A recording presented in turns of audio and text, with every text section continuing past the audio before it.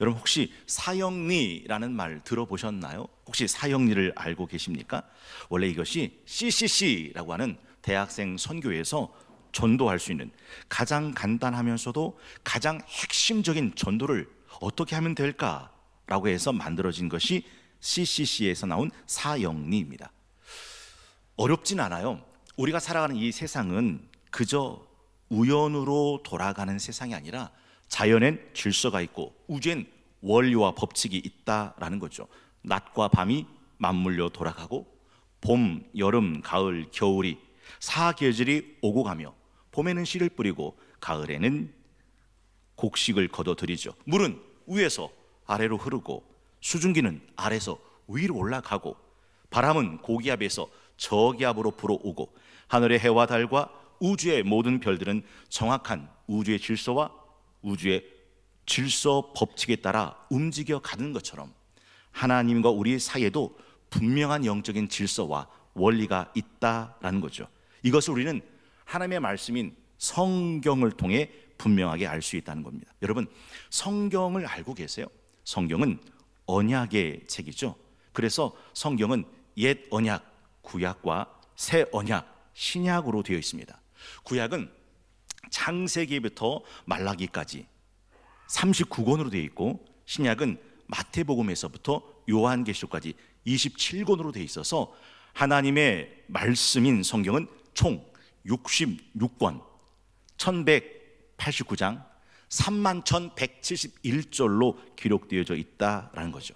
근데 성경이 이렇게 기록한 것은 그냥 기록된 것이 아니라 분명한 목적과 이유가 있다라는 거죠. 그것은 역사의 창조자 되시고 통치자 되시고 심판자 되신 하나님께서 과거에 무슨 일을 행하셨는지, 지금 무슨 일을 행하고 계신지, 미래에 무슨 일을 행하실지를 가르쳐 주고자 함이다라는 거죠. 또한 요한복음 20장 31절에 보면 성경을 기록한 목적을 이렇게 명시해 두고 있습니다. 오직 이것을 기록함은 너희로 예수께서 하나님의 아들 그리스도이심을 믿게 하려 함이요 또 너희로 믿고 그 이름을 힘입어 생명을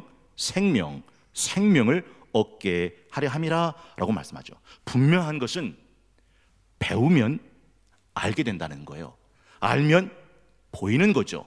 그때 보는 건 전과 같지 않다라는 것입니다. 그렇게 배우다 보면 성경 속에 면면이 흐르고 있는 하나님의 놀라운 섭리를 알게 되는데 이름하여 사형리라고 부른다라는 거죠. 그 첫 번째 원리가 있습니다. 여러분 주보를 보시면 작은 메모가 되어 있죠. 하나님은 당신을 사랑하시며 당신을 향한 놀라운 계획을 가지고 계십니다. 우리 함께 합독해 볼까요? 시작. 하나님은 당신을 사랑하시며 당신을 향한 놀라운 계획을 가지고 계십니다. 이게 첫 번째 원리입니다. 여러분, 사람들은 하나님의 사랑이 느껴지지 않을 때가 있었어요. 그때 하나님은 뭐라고 말씀하셨냐면 이사야 49장에 여인이 어찌 그 젖 먹는 자식을 잊겠냐, 아니 자기 태에서 난 아들을 어떻게 긍휼히 여기지 않겠냐, 혹 그들은 잊을지라도 나는 너를 잊지 아니할 것이라 내가 너를 내 손바닥에 새겨놓았고 너의 성벽이 항상 내 앞에 있다라고 말씀하셨습니다. 여러분, 이 말씀 속에서 하나님의 마음이 느껴지시는지요? 하나님의 사랑이 느껴지시는지요? 여러분, 어거스틴이라는 사람은 이런 말을 했어요. 하나님은 절대 주사위 놀이를 하지 않으신다.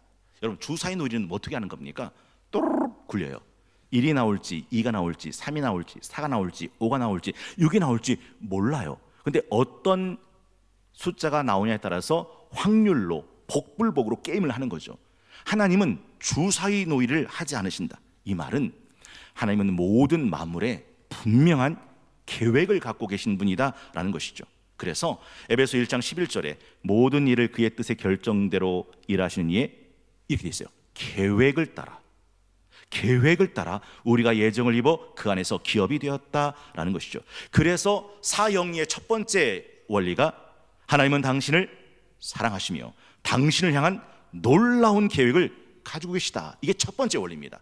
오늘 우리 박규현 목사님이 봉독해 주신 요한복음 3장 16절, 하나님이 세상을 이처럼 사랑하사 독생자 주셨으니 이는 저를 믿는 자마다 멸망치 않고 영생을 얻게 하려 하심이라 라고 말씀하셨습니다. 여러분, 이 말씀이 얼마나 놀라운 말씀인지 여러분 느껴지십니까? 이 말씀을 하나님이 세상을 라고 말하니까 하나님의 사랑이 안 느껴지는 겁니다. 하나님이 광희를 이처럼 사랑하사. 광희가 누구래요? 저예요, 저. 성동교회 담임 목사 고광희. 하나님이 광희를 이처럼 사랑하사 독생자를 주셨으니 이는 그를 믿는 광희를 멸망하지 않고 영생에 얻게 하려 하심이라. 여러분, 이 말씀에 여러분의 이름을 넣어서 한번 합독해 보겠습니다. 시작. 하나님이 이처럼 사랑하사 독생자를 주셨으니 이는 그를 믿는 멸망하지 않고 영생을 얻게 하려 하심이라. 자신이 없으세요? 여러분, 자신이 없으세요? 내 이름을 넣고 하나님이 나를 이렇게 사랑하셔서 나를 멸망치 않고 영생에 얻게 하려 하심이라 라는 말을 부를 수 없을 만큼 자신이 없으세요? 여러분, 성경은 말하죠. 인자가 온 것은 내 양으로 하여금 생명을 얻되 더욱 풍성히 얻게 하려 하심이라. 멸망하지 않고 영생을 얻게 하는 것, 이게 우리를 향한 하나님의 계획이다라는 거죠. 목사님, 나는 그 하나님의 사랑이 안 느껴지는데요. 목사님, 나는 그 영생을, 그 축복을 누리고 있지 못하는데요. 왜 그럴까요? 여기서 두 번째 원리가 답이 됩니다. 두 번째 원리는 사람은 죄에 빠져 하나님으로부터 떠나 있으며 그러므로 하나님의 사랑과 계획 알 수 없고 또 그것을 체험할 수 없습니다. 한번 합독해 보겠습니다. 시작. 사람은 죄에 빠져 하나님으로부터 떠나 있으며 그러므로 하나님의 사랑과 계획 알 수 없고 또 그것을 체험할 수 없습니다. 여러분, 죄에 빠지면 답이 없어요. 제가요, 요즘 혼자 살기를 하고 있잖아요. 제 아내가 그 캄보디아에 가서 1년 동안 봉사활동을 가서 이제 제가 혼자 삽니다. 근데 다 괜찮은데 얼마 전에 세탁기가 고장이 났네요. 이야, 난감한 거예요. 근데 전 원래 기술자를 부르는 게 제 스타일입니다. 그런데 어떻게 이런 생각이 들더라고요. 야, 세탁기 하나 못 고치면서 무슨 사람이 산다고 그러냐. 나 세탁기를 고치겠다. 그래서 배수가 안 돼서 유튜브에 들어갔어요. 세탁기 고장 나서 배수 고치는 법. 그랬더니 이게 다른 게 아니고 센서기에 문제가 있다는 거예요. 그래서 뜯어서 센서기를 자석을 붙여주면 이게 센서가 작동해서 배수가 된다는 거예요. 커니 그래서 이제 다이소에 갔습니다. 왜냐하면 도라이바를 사야 되니까. 그래서 각종 도라이바를 사고 자석을 사고 테이프를 사가지고 와가지고 야심차게 뜯어가지고서 다 분해를 해놨는데 아무리 만져도 이게 안 되는 겁니다. 큰일 났습니다. 어떡하지? 아야, 더 만졌다간 큰일 나겠다. 기술자 불러다. 그래서 전화를 했습니다. 그랬더니 기술자가 이제 왔습니다. 와서 딱 하는 게 뭐냐면 세탁기 호수 톡톡 치더니 배수구에서 시커먼 거 그걸 꺼내는 겁니다. 저는 배수구를 생각도 못했어요. 세탁기가 그렇게 오물 찌꺼기가 가득 끼어 있을 거라고는 생각도 못했어요.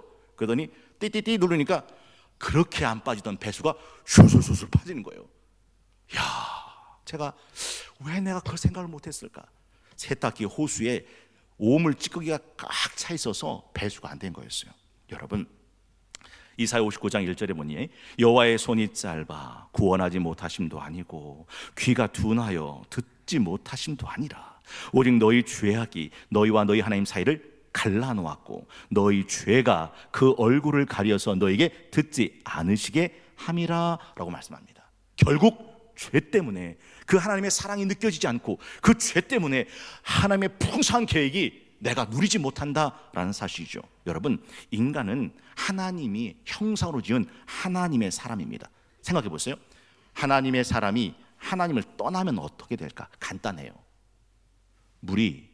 물고기가 물을 떠나면 그 물고기는 어떻게 될 것 같으세요? 간단해요. 연이 연줄에서 끊어지면 그 연은 어떻게 될 거라고 생각하세요? 간단해요. 나무가 땅에서 뽑히면 그 나무가 어떻게 될 거라고 생각하세요? 간단해요. 그러니 사람이 하나님을 떠나면 그 사람의 인생은 어떻게 될 거라고 생각하십니까? 예수님이 하신 말씀이 있습니다. 나는 참 포도나무다. 내 아버지는 농부다. 요한복음 15장 4절, 그러니 내 안에 거하라. 나도 너희 안에 거하리라. 가지가 포도나무에 붙어있지 아니하면 스스로 열매를 맺을 수 없음 같이 너희도 내 안에 있지 않으면 그러하리라. 나는 포도나무여 너희는 가지라. 그가 내 안에 내가 그 안에 거하면 사람이 열매를 많이 맺나니 사람이 열매를 많이 맺나니 나를 떠나서는 너희가 아무것도 할 수 없습니다. 그래서 죄를 내 속에 들어오게 되고 하나님을 떠나게 되면 그때부터 인생은 고난, 질병, 저주, 정신질환, 마음의 질병, 죽음이 찾아왔다라는 거죠. 여러분, 하나님을 떠나 죄 가운데 물들면 사람들은 소극적으로는 더 이상 하나님께 관심 갖지 않아요. 이게 소극적인 반응이고, 적극적으로는 그 하나님에 대해서 저항하고 반항하고 적대감도 갖는다라는 사실이죠. 그러면 어떻게 할까요? 맞아요. 그래서 나름대로 자구책을 찾는 겁니다. 착하게도 살아보려고, 또 도덕적으로 살아보려고, 양심적으로 살아보려고, 철학도 배우고 종교를 찾아서 허기짐을 메어보자가 몸부림을 치게 되는 거죠. 그렇다고 하나님에게 닿을 수 있는 것은 없습니다. 그래서 그 허기짐을 채우려고 돈 그러는 겁니다. 명예, 권력, 인맥들을 쌓아서 그 허기짐을 메꿔 보자고 대안을 찾습니다. 이 모든 것들은 다 죽은 자식 뭐 만지기예요. 이 모든 것들은 다 죽은 사람 얼굴에다가 화장을 하는 것과 같다라는 것이죠. 그러면 하나님께서는 이런 인생들을 위해서 가만히 방치해 두셨냐? 아닙니다. 하나님은 이런 문제를 해결할 솔루션, 해결책을 주셨는데 그것이 세 번째 원리입니다. 그 세 번째 원리가 예수 그리스도만이 사람의 죄를 해결할 수 있는 유일한 길입니다. 우리 함께 읽어보겠습니다. 시작. 예수 그리스도만이 사람의 죄를 해결할 수 있는 하나님의 유일한 길입니다. 그렇습니다. 하나님이 보내신 예수 그리스도를 통해서 우리를 향한 하나님의 사랑, 계획을 알게 되고 체험할 수 있다라는 것이죠.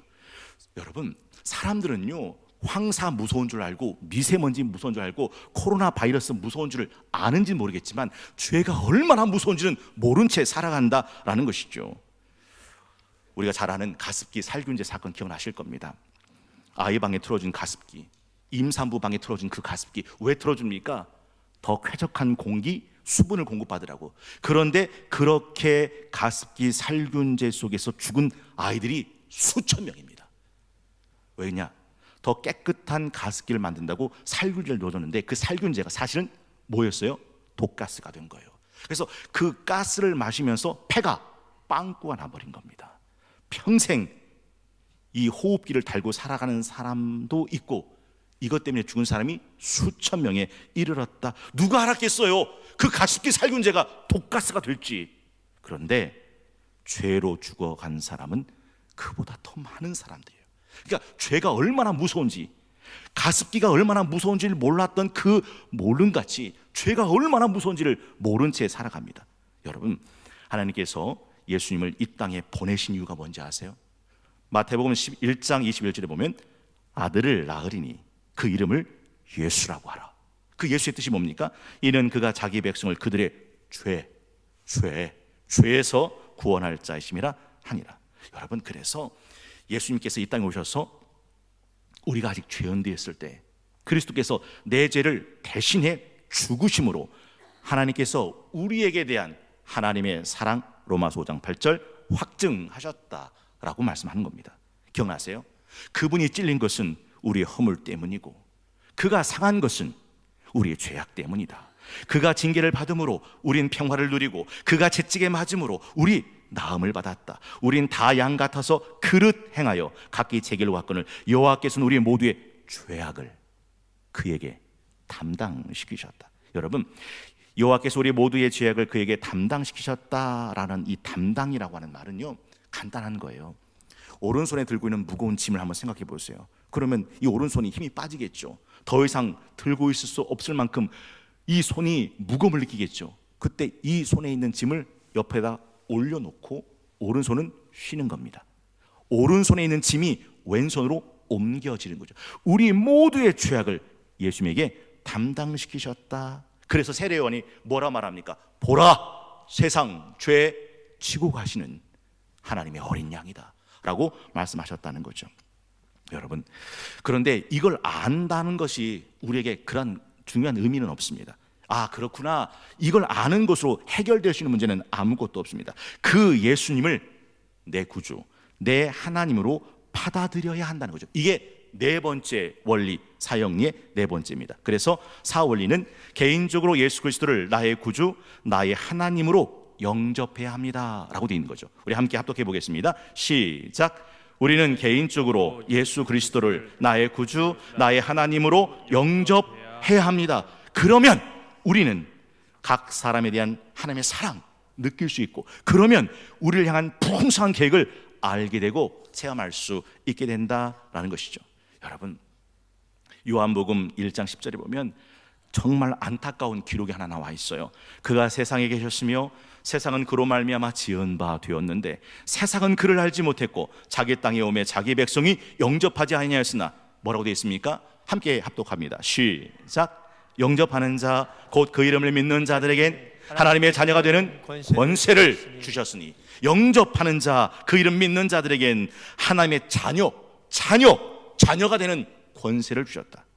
요한복음 3장 36절 우리 스크린 보시고 다 함께 한 몫으로 합독해 보겠습니다. 시작. 아들을 믿는 자에게는 영생이 있고 아들에게 순종하지 않는 자는 영생을 보지 못하고 도리어 하나님의 진노가 그 위에 머물러 있느니라. 그래서 예수를 내 구주로 영접하는 것이 굉장히 중요합니다. 요한일서 5장 11절 또 증거는 이것이니 하나님이 우리에게 영생을 주신 것과 이 생명이 그들의 아들 안에 있는 그것이니라. 아들이 있는 자에겐 생명이 있고 아들이 있는 자에겐 생명이 있고 하나님의 아들이 없는 자에겐 생명도 없다라고 말씀하죠. 여러분, 사형리를 보면 이 그림이 나옵니다. 하나는 내 인생의 왕자에 내가 앉아 있는 모습이에요. 여러분, 내가 앉아 있다, 내가 앉아 내 인생의 주인 노릇하는 거죠. 그 주변에 있는 작은 검은 점들은 인생 속에서 살아가는 인생의 대소사일들입니다. 그런데 어떤 사람은 내가 내 주인이 돼서 인생을 살아가는 사람이 있어요. 그 보좌에 내가 앉아 있는 겁니다. 내가 주인입니다. 내가 왕입니다. 그 인생을 보면 실패와 낭패, 좌절과 허무와 후회뿐이죠. 그런데 그 의자에 내가 아니라 예수님이 앉아 계신 인생도 있습니다. 하나님의 목적과 계획에 일치된 품위 있고 질서 있는 삶을 살아가게 되는 거죠. 그런데 어떤 사람은 나가 예수님이 있는데 자리가 바뀌어 있는 사람이 있어요. 신앙생활 하는데 껍데기 신앙생활 하죠. 자기는 크리스찬이라고 생각합니다. 의자에 자기가 앉아 있으면서 내가 예수님을 내 발밑에 두면서 취사선택하면서, 여러분, 알파와 오메가, 시작과 끝, 처음과 나중 되시는 분이 예수님이신데 시작도 내가 하고 끝도 내가 맺어요. 이건 예수님을 내 의자에서 내려앉힌 모습과 같다라는 거죠. 오늘날 현대인들은 보험 없이는 못 살죠. 저도 보험이 좀 있습니다. 여러 가지 보험들이 있죠. 의료보험, 암보험, 치과보험, 화재보험, 교통사고보험, 교육보험, 많은 보험들이 있어요. 그 보험에는 보증해 준 약관들이 있습니다. 근데 그거 아시죠? 그 보험이 약속하는 약관들이 내 삶에 적용되려면 뭘 해야 되냐면 그 보험 증서에다가 자기 이름을 날인해야 되는 겁니다. 그래야 그 보험의 증서가 내게 적용이 돼요. 아무리 보험 증서가 좋아도 내가 내 이름을 날인하지 않으면 그건 나와 상관이 없다라는 겁니다. 여러분 생각에 인생이 드는 보험 중에 최고의 보험이 있다면 여러분 그건 어떤 보험이라고 생각하십니까? 저한테 물으신다면 저는 조금도 주저하지 않습니다. 천국보험. 이 천국보험보다 더 확실한 보험, 더 중요한 보험은 없습니다. 여러분, 내가 오늘 살다가 오늘 죽는다면 내 영혼이 천국에 들어갈 확신이 있습니까? 보험 들지 않으면 죽으면 심판, 멸망, 사망뿐입니다. 아들이 없는데 어떻게 생명이 있습니까? 무정란은 어미닭이 21이 아니라 200열을 품어도 병아리가 되지 못해요. 그냥 골마 썩어 문드러질 뿐입니다. 예수를 내 구주로 영접하지 않고 살아간 모든 인생들은 잘 먹고 잘 살다 잘 죽을지 모르지만 그 마지막은 심판이고 사망이고 지옥이다라는 말씀을 우리는 기억해야 한다라는 거죠. 예수님이 뭐라 말씀하셨습니까? 난 부활이다, 난 생명이다. 나를 믿는 자는 죽어도 살겠고 무릇 살아서 나를 믿는 자는 영원히 죽지 아니하리라. 이 영원히 죽지 않는다는 말이 뭐냐면 지옥불에 떨어지는 일이 없다라는 말이죠. 이걸 네가 믿느냐라고 예수님이 물으셨어요. 마지막 우편의 강도가 자기가 남은 숨 한 가닥으로 고백한 것이 뭡니까? 주여 당신의 나라에 임하실 때 나를 기억하소서. 이 한마디를 들으시고 예수님이 뭐라 말씀하셨습니까? 오늘 내가 나와 함께 낙원에 있으리라. 주님을 인정하는 그 한마디를 통해서 그는 천국을 소유하게 됐더라라는 것이죠. 3월 26일 진리와 생명 참된 구원을 진심으로 찾는 사람 구도자를 위한 열린 구도자 주일 아침 사형리 아십니까? 라는 주제를 가지고 하나님과 우리 인간 사이에 흐르고 있는 네 가지 영적인 원리를 함께 나누었습니다. 첫 번째 원리, 하나님 우리를 사랑하시고 우리를 향한 놀라운 계획을 갖고 계십니다. 두 번째 원리, 우리는 죄에 빠져 하나님으로부터 떠나 있습니다. 그래서 우리는 하나님의 사랑과 계획을 할 수 없고 체험할 수 없게 되었습니다. 세 번째 원리, 예수님은 이 사람의 문제를 단번에 해결할 수 있는 유일한 길이 되십니다. 우리는 예수님을 통해서 하나님의 사랑과 계획을 알게 되고 체험하게 됩니다. 마지막 네 번째 원리, 그러므로 우리는 예수님을 내 구원자, 내 하나님으로 영접해야 합니다. 영접하는 자, 곧 그 이름을 믿는 자들에겐 하나님의 자녀가 되는 권세를 주시기 때문에 그렇다라는 거죠. 많은 사람들이 인생을 일생이라고 말합니다. 여러분 어떻게 생각하세요? 정말 사람이 사는 인생이 일생입니까? 저는 아니라고 단호히 말합니다. 인생은 삼생입니다. 여러분, 여러분이 이 땅에서 살고 있는 인생 이전에 여러분은 안 사셨습니까? 살았죠. 엄마 뱃속에서 10달을. 이걸 태생이라고 그럽니다. 어머니 뱃속에서 10달을 산 사람이 이 세상에 나와서 100년을 삽니다. 이걸 인생이라고 그러죠. 그럼 이 인생, 이 땅에서 100년을 다 살면 저 영원한 나라에서 영생을 사는데 이것이 우리가 주어진 삼생의 모습이다라는 거예요. 근데 한 가지 잊지 마세요. 어머니 태속에서 10달을 산 사람은 다 이 인생에서 100년을 살게 될까요? 아닙니다. 유산되는 사람도 있어요. 10달을 살다가 유산되는 사람이 있어요. 여러분, 이 인생을 다 살고 산 사람이 저 영원한 하나님 나라에서 영생을 살까요? 아닙니다. 영생을 살지 못하고 영벌에 떨어지는 사람도 있다라는 거죠.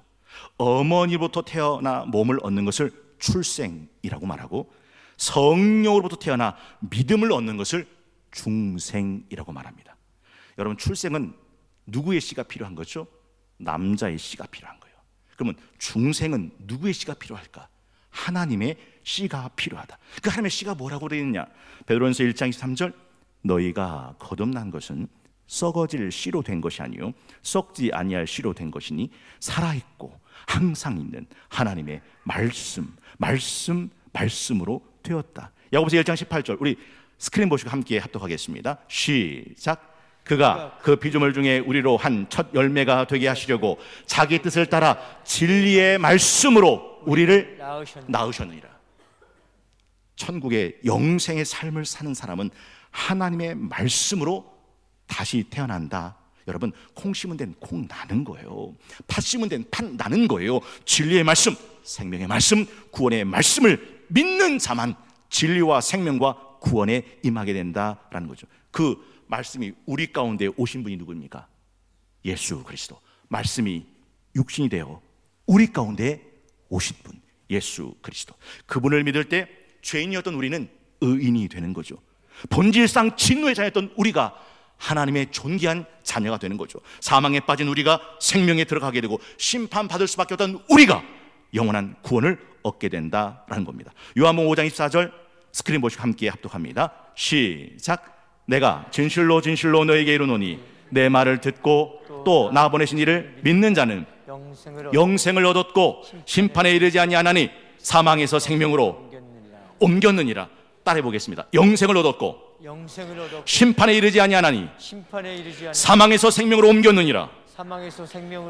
영생을 얻었고 심판에 이르지 아니하나니 사망에서 생명으로 옮겼느니라. 그렇습니다. 이 놀라운 권세 안에 들어가고자 하는 분들을 위해서 제가 오늘 이 시간 함께 하고 싶은 기도가 있습니다. 성경은 이렇게 말하죠. 마음으로 믿어 의에 이르고 입으로 시인하여 구원에 이른다. 볼지어다 내가 문 밖에 서서 두드리노니 누구든지 내 음성을 듣고 문을 열면 내가 그에게 들어가 그와 더불어 먹고 그는 나와 더불어 먹으리라. 여러분, 두 손을 가슴에 한번 대어 보시겠습니까? 눈을 감고 진심으로 제가 드린 기도를 따라 해보시겠습니다. 예수님, 나는 예수님을 믿고 싶습니다. 나는 예수님을 믿고 싶습니다. 예수님이 내 모든 죄를 예수님이 내 모든 죄를 십자가에서 담당해 주셨음을 믿습니다. 십자가에서 담당해 주셨음을 믿습니다. 지금 내 마음을 열고 지금 내 마음을 열고 예수님을 나의 구원자로, 예수님을 나의 구원자로, 나의 하나님으로 영접합니다. 나의 하나님으로 영접합니다. 내 안에 들어와 나와 동거하며 내 안에 들어와 나와 동거하며 내 생명이 되어 주옵소서. 내 생명이 되어 주옵소서. 나의 구원이 되어 주옵소서. 나의 구원이 되어 주옵소서. 나의 천국이 되어 주옵소서. 나의 천국이 되어 주옵소서. 내가 하나님의 사람 되게 하옵소서. 내가 하나님의 사람이 되게 하옵소서. 예수님 이름으로 기도드립니다. 예수님의 이름으로 기도드립니다. 아멘. 아멘.